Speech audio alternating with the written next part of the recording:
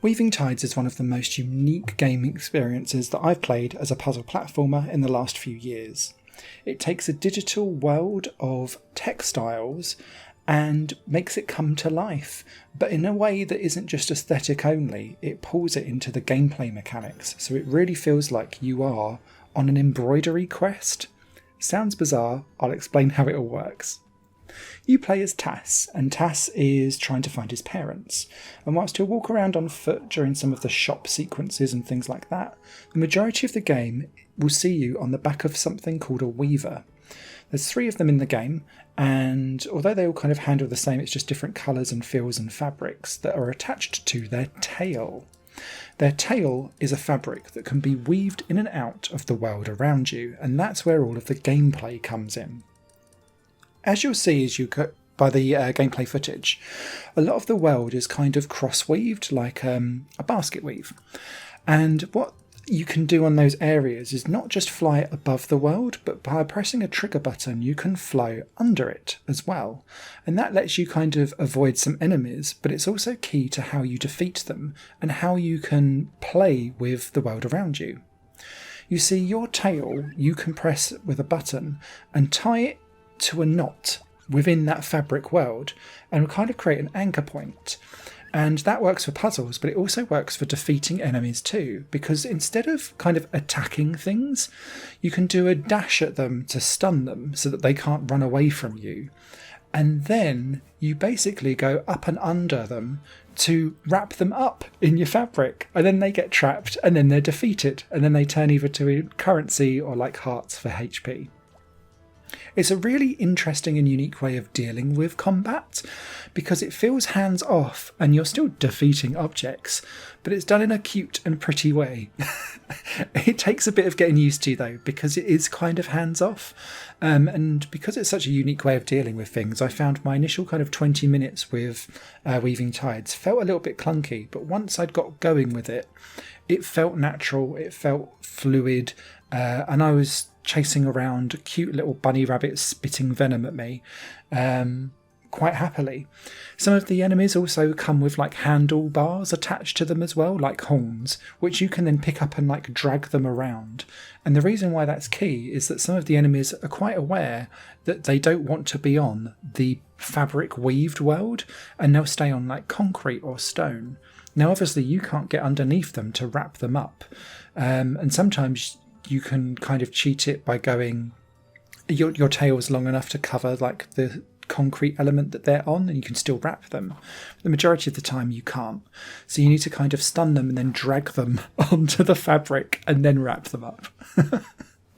It's good fun. The puzzle elements of the game normally devolve into some kind of digital embroidery puzzle or dragging things around. And the way how this works is that you come across hoops in the floor and it will tell you how many like pieces of your fabric should be going through that hoop at one time, and you tie knots and tie up different hoops together to create geometric shapes or like pretty patterns. And sometimes you'll need to like look on walls to discover what that pattern is. Sometimes you'll need to mirror something that's been made elsewhere. Other times you'll need to tie fabric together to make like a map that can't be broken. There's loads of different ways how they kind of reinvent this like geometric shape building puzzle mechanic throughout the game. But it's always around tying knots, making sure the fabric goes into the right place, and so on and so forth. These work largely like a treat and are great fun to solve. Occasionally I did find that because of the perspective where it's kind of isometric-y but not, when there were loops close together, sometimes my weaver would dive in and connect up the fabric to the wrong hoop, which I thought I was over a different one, for example. There's also some moments in the game where they put in some enemies that can untie your fabric as you go around, and I found those incredibly frustrating until I realised that I could actually conquer those enemies first and then make the geometric shapes. I thought I had to kind of like be extra quick. So note to any other players, yes, you can kill those horrible monkeys that spit venom and untie all of your stuff. If you make a mistake with any of the fabric that you've laid down, you can dash through it and that will break the fabric and continue on its way as well. Other puzzles normally involve clicking and dragging specific like rugs around and matching shapes on the rug to shapes on the wall and clicking on levers and so on and so forth.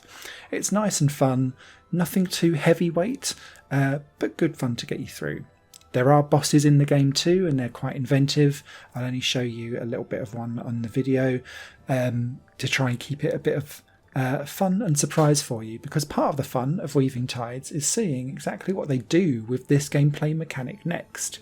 For example, one of the things that you come across early on is that some enemies or some things that you're after, pickup wise, are attached to vines of fabric that are kind of up in the air, and the only way how you can get them down is to lay fabric over the beginning of its trunk so that it kind of flops down and eventually will hit the floor, and then you can pick up the pickup or kill the enemy.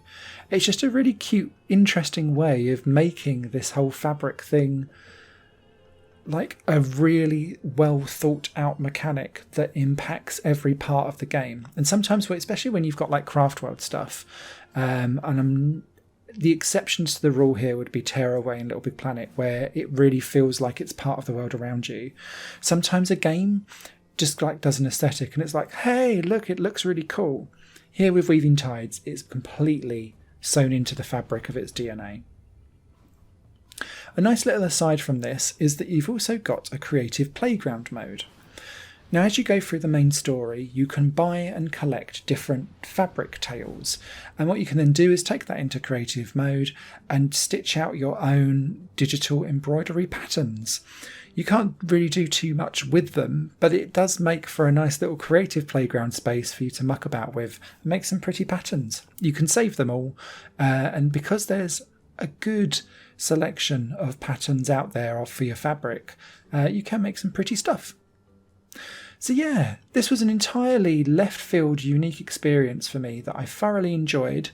Whilst I did have some frustrations in trying to get to grips with initially the controls for the first couple of minutes because it felt so unique, and then later on they started putting in some enemies that I felt kind of negated and added a little bit of annoyance to the flow of the game, which I thought was super chill and nice, and relaxing actually as well.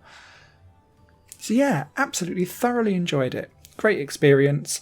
This is the type of thing that indies do so well, and this is a prime example of the type of ingenuity and creativity that we deserve to have more of in games, and we should be championing because it's a thoroughly interesting and unique experience. Written review will be over on highplanegames.com. Until then, you guys take care. Bye-bye. Higher Plane Games is part of the Higher Plane Network, a completely independent media outlet supported by people like you. The goal is to create the best possible content that cultivates a richer indie scene for games as well as music and entertainment. To find out more and to get involved, visit patreon.com/Higher Network. Your support makes all the difference, and in return you'll gain access to bonus content and downloads. Thank you for watching.